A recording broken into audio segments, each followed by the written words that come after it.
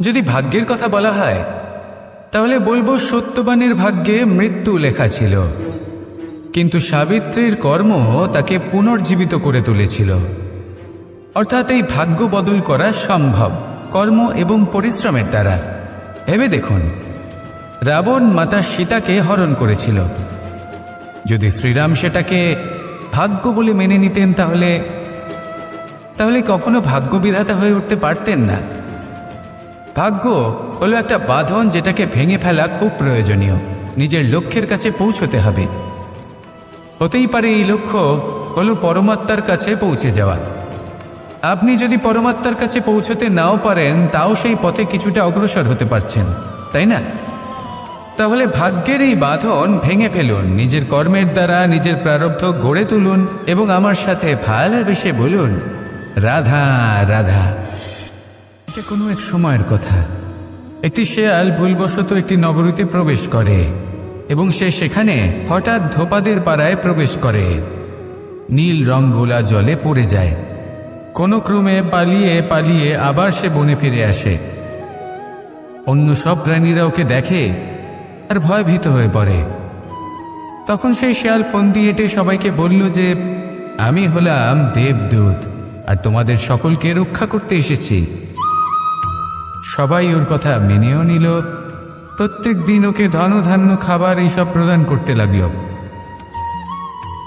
তারপরে এমন একটি রাত এলো যেদিন দূরে কোথাও কিছু শেয়ালের দল তাকে ডাকতে শুরু করলো।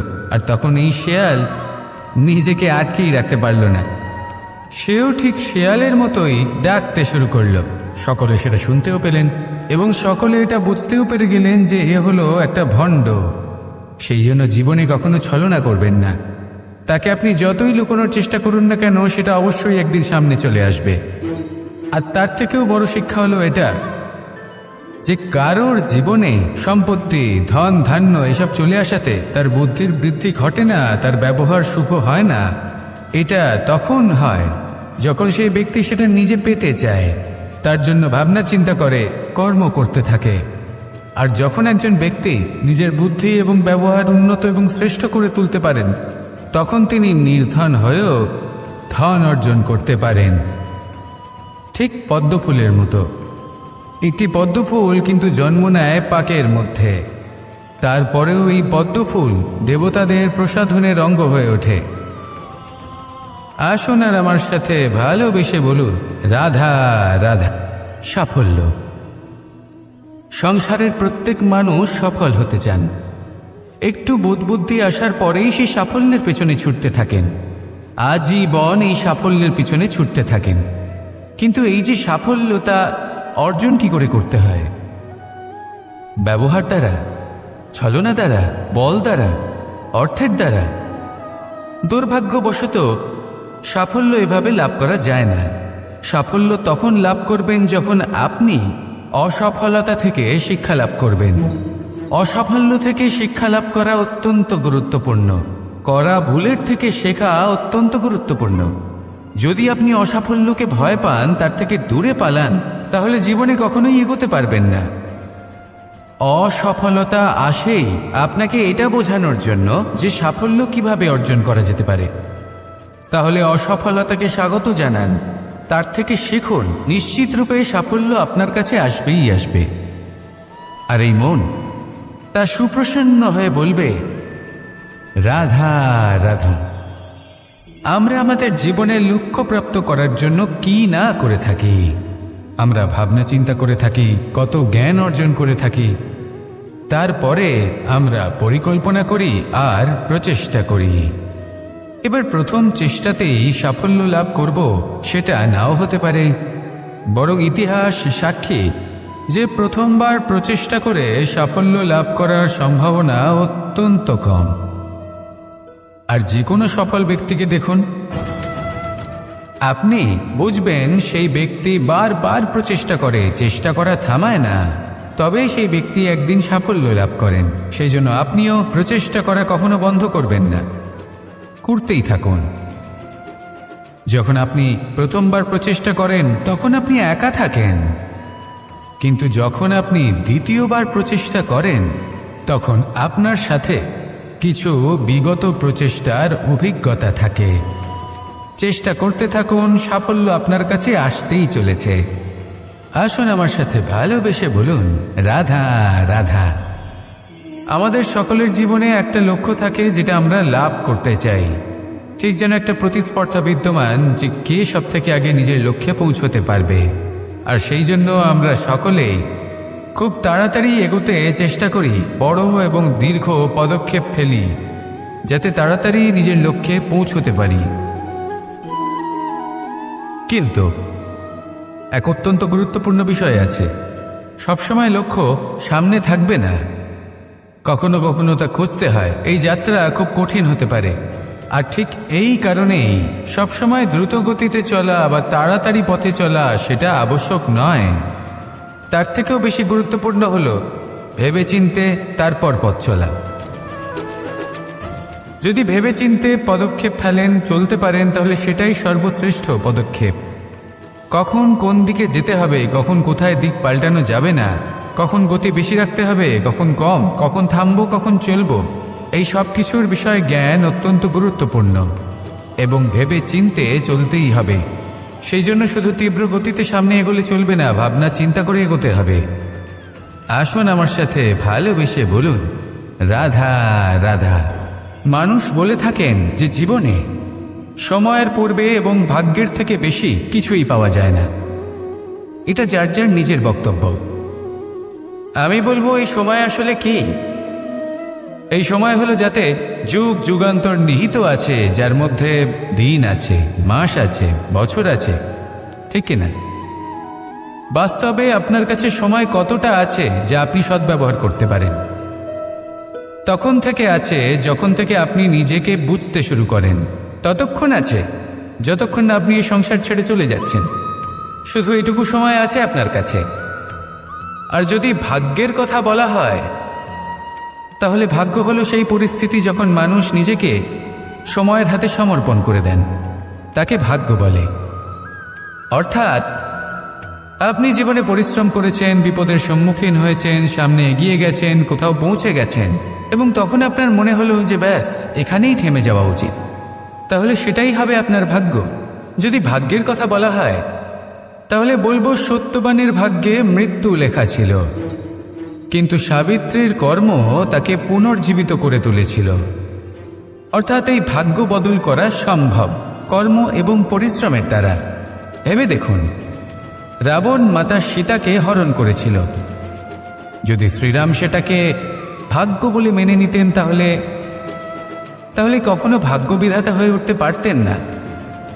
ভাগ্য হলো একটা বাঁধন যেটাকে ভেঙে ফেলা খুব প্রয়োজনীয়। নিজের লক্ষ্যের কাছে পৌঁছতে হবে। হতেই পারে এই লক্ষ্য হলো পরমাত্মার কাছে পৌঁছে যাওয়া। আপনি যদি পরমাত্মার কাছে পৌঁছতে নাও পারেন, তাও সেই পথে কিছুটা অগ্রসর হতে পারছেন, তাই না? তাহলে ভাগ্যের এই বাঁধন ভেঙে ফেলুন, নিজের কর্মের দ্বারা নিজের প্রারব্ধ গড়ে তুলুন এবং আমার সাথে ভালোবেসে বলুন, রাধা রাধা। এই সংসারে যখনই পাপের ঘড়া পূর্ণ হয়, তখন ঈশ্বর অবতীর্ণ হন। দেখুন, যে ব্যক্তি পাপের সাথে লড়াই করে, সবাই তাকে ঈশ্বর মনে করেন। এখানে বিষয় হলো সাহসের, বিষয় হলো লড়াইয়ের। এই সময় সর্বশ্রেষ্ঠ শিক্ষক, আর সময় তার সাথেই খেলা খেলে যে সর্বশ্রেষ্ঠ খেলোয়াড় হয়। সময় তাদেরই পরীক্ষা নেয়। এবার হয় আপনি আগে থেকেই সর্বশ্রেষ্ঠ হন, নয় এই খেলা খেলতে খেলতে সর্বশ্রেষ্ঠ হয়ে ওঠেন। যখনই এই সময় আপনার পরীক্ষা নেবে, তখন কখনোই নিরাশ হয়ে পড়বেন না। নির্ভীক হয়ে সাহসের সাথে সামনের দিকে তাকান এবং এগিয়ে চলুন। পরিস্থিতিগুলির এবং পরীক্ষার সম্মুখীন হন। এই পরীক্ষা ভবিষ্যতে আপনাকে এমন একটা ফল দেবে যে আপনি কৃতজ্ঞ বোধ করবেন যে আজ আপনি এই পরীক্ষার সম্মুখীন হওয়ার সুযোগ পেয়েছেন। আসুন আর আমার সাথে ভালোবেসে বলুন, রাধা রাধা। মানুষের এই জীবন, মানুষ জন্ম নেয়, একটা নির্দিষ্ট সময়ের পরে এই সংসার ত্যাগ করে চলেও যায়। এবার শুধু এটাই আবশ্যক নয় যে এই জীবনকালকে আপনি যাপন করবেন, শুধু এটাই গুরুত্বপূর্ণ নয়। আবশ্যক এবং গুরুত্বপূর্ণ হলো এটা যে এই জীবনকালে আপনি এমন কিছু করেন যাতে এই সংসারের মঙ্গল হয়, যাতে এই সংসার আপনাকে মনে রাখে, আপনার থেকে প্রেরিত হয়, আপনার মতো হতে চায়, প্রত্যেক বছর আপনার জন্মতিথির অপেক্ষা করে, এমনভাবে আপনার জন্মদিন পালন করে যাতে সেটা মহোৎসবের আকার ধারণ করে। এবার এই জন্মদিন এমনি এমনি মহোৎসবে পরিণত হয় না।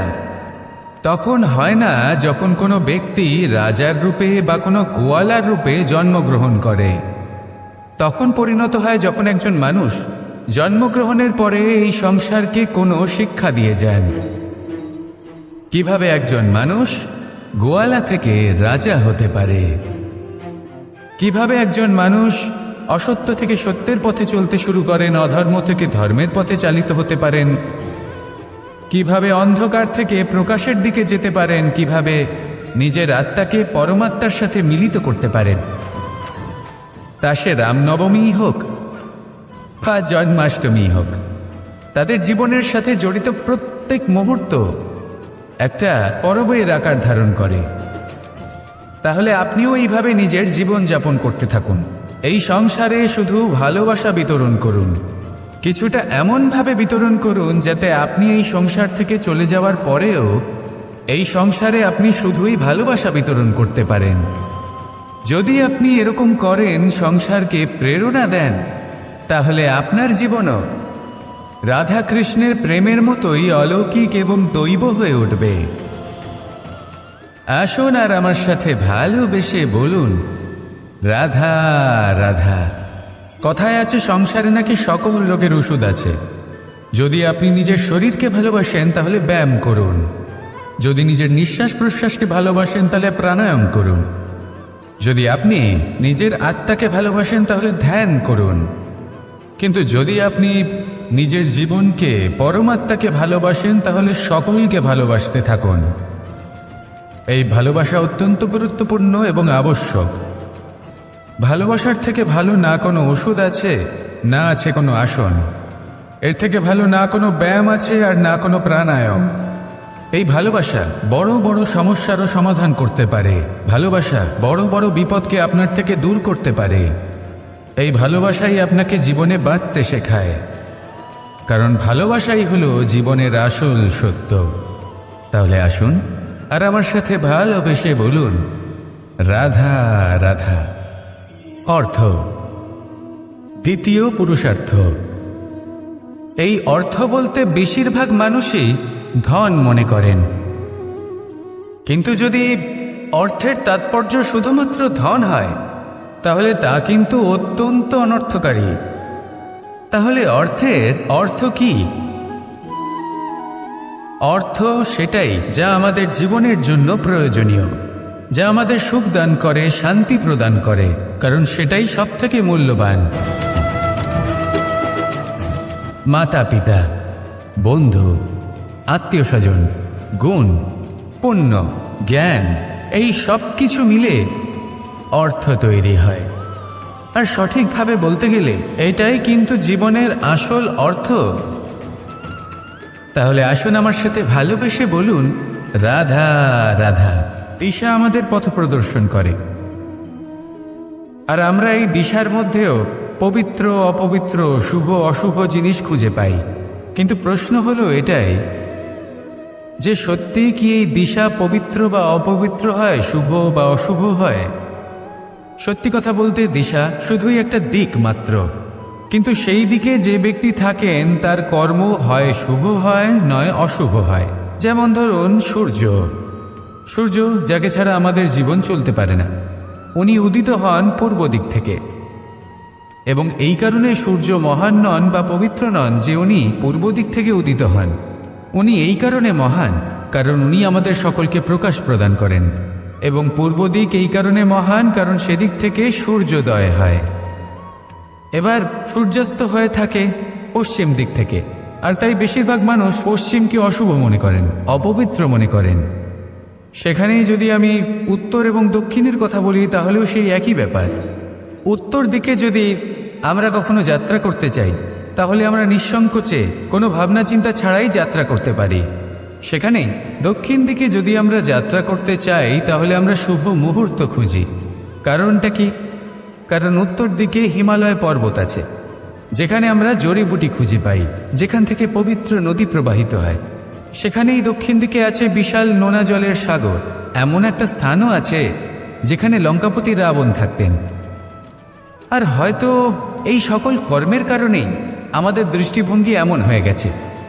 তাই আপনার কর্ম সবসময় যথাসম্ভব শ্রেষ্ঠ রাখুন, কারণ আপনার কর্ম শুধু আপনার জন্যই নয়। আপনি যেখানে আছেন, আপনার কুল, আপনার স্থান, আপনার দিশা, এই সব কিছুর ওপর তার প্রভাব পড়বে। তাই সবসময় শুভ কর্ম করুন এবং আমার সাথে ভালোবেসে বলুন, রাধা রাধা। কখনো কোনো বৃক্ষকে দেখেছেন? এই ধরিত্রী থেকে ততটুকুই জল নেয় যতটুকু তার প্রয়োজন। কোনো প্রাণীকে দেখুন, এই প্রকৃতি থেকে ততটুকুই খাবার গ্রহণ করবে যতটুকু তার খিদে রয়েছে। খিদে মিটে গেলে আর খাবে না। এবার মনুষ্যকে দেখুন, সে নিজের জীবনে যা কিছু পেয়েছে, বস্তু, ধন, খাবার, শক্তি, প্রয়োজনের থেকে অনেক বেশি লাভ করার চেষ্টা করে থাকে। প্রয়োজনের থেকে বেশি যদি পেয়েও যায় তাহলেও তার কম মনে হয়। এবার এরকম ঠিক কেন হয়? এর পিছনের কারণ কি? কারণ হলো লোভ। লোভের আগুন কিছু এমন হয়, যদি মানুষের মনে একবার প্রজ্বলিত হয় তাহলে শুধু বাড়তেই থাকে। ততক্ষণ বাড়বে যতক্ষণ না আপনি নিজে তাকে বাধা দিচ্ছেন। তবে এই লোভের আগুন নিয়ন্ত্রণ করা সম্ভব। পরিমিতিবোধ, পরিমিতিবোধের চিন্তা। আপনাকে শুধু নিজেকে একটা সরল প্রশ্ন করতে হবে। যখনই মনের মধ্যে কোনো বস্তুর প্রতি, শক্তির প্রতি, ধনের প্রতি, ভোজনের প্রতি লোভ বেড়ে যায়, নিজেকে প্রশ্ন করুন, এটা কি আমার কাছে ততটাই প্রয়োজনীয় যতটা একটা বৃক্ষের কাছে জল, যতটা একটা প্রাণীর কাছে ভোজন? এটা কি ততটাই প্রয়োজনীয়? যদি উত্তর না হয় তাহলে নিজেকে সেখানেই বাধা দিন। সেই ভাবনা সেখানেই ত্যাগ করুন, কারণ সেটাই হলো লোভ। ঠিক এইভাবেই প্রয়োজনীয়তার চিন্তা করে আস্তে আস্তে এই মন নির্লোভ হয়ে উঠবে। আর এই মন প্রসন্ন হয়ে বলবে, রাধা রাধা। এ হলো গোলাপ ফুল। একে আমরা সকলেই চিনি। সমগ্র সংসার ভালোবাসে এই পুষ্পকে। এই ফুল দেখতেও সুন্দর। সবথেকে বেশি গুরুত্বপূর্ণ কথা হলো এর সুগন্ধ, যা দূর দূরান্ত থেকে ব্যক্তিদেরকে আকৃষ্ট করে। এই সুন্দর পুষ্প একটু মন দিয়ে দেখলেই দেখা যায় এর নিচে কাঁটা রয়েছে। এই সংসার বলে, এ প্রকৃতির কেমন রচনা, এত কোমল পুষ্প, এটা কি তীক্ষ্ণ কাঁটা সহ প্রস্ফুটিত হয়? এটাই হলো জীবনের সত্য। আমাদের অন্তরের সদ্গুণ, সেগুলিও এই ফুলের মতোই সুন্দর। সংসার এর সৌন্দর্য দেখতে পায়, এর সুগন্ধ চতুর্দিকে ছড়িয়ে পড়ে। কিন্তু এই সদ্গুণ জাগ্রত করে তোলার জন্য কঠোর পরিশ্রম করতে হয়, প্রতিনিয়ত চেষ্টা করে যেতে হয়। তাই জন্য যদি আপনি জানেন আপনার পথ উচিত কিন্তু তা কাঁটায় পরিপূর্ণ, তাহলে থামবেন না, চলতে থাকুন। একবার যদি অন্তরের সদ্গুণ জাগ্রত হয় তাহলে এই সংসার এই সৌন্দর্য দেখবে আর সুগন্ধে আকর্ষিত হয়ে আপনার কাছে আসবে। এই মন, এই জীবন প্রসন্ন হয়ে বলবে, রাধা রাধা। যখন কোনো ব্যক্তি ধর্মকে ধারণ করেন এবং সেই ধর্ম সেই ব্যক্তিকে রক্ষা করে, তখন তাকে ধর্ম বলা হয়। ধর্ম যা রক্ষা করে অহংকার থেকে, খারাপ চিন্তার হাত থেকে। সেই জন্য পুরুষার্থ গড়ে তোলার আগে, ধর্ম পালন করার আগে ধর্মের প্রকৃত অর্থ কি সেটা বুঝে নিন। এটা জেনে রাখুন যে সমস্ত ধর্মের আধার, সমস্ত ধর্মের ভিত শুধুমাত্র ভালোবাসা। মানুষ ভাবেন যে ধন অর্জন করা হলো অত্যন্ত গুরুত্বপূর্ণ। তিনি আজীবন ধন অর্জন করতে থাকেন, ধন অর্জন করার চেষ্টা করতে থাকেন। সে যাই হয়ে যাক না কেন, পরিশ্রম করতে থাকেন, স্বাস্থ্যের দিকে নজর দেন না, না উচিত সময় খাবার খান, না উচিত সময় ঘুমোতে যান, না পর্যাপ্ত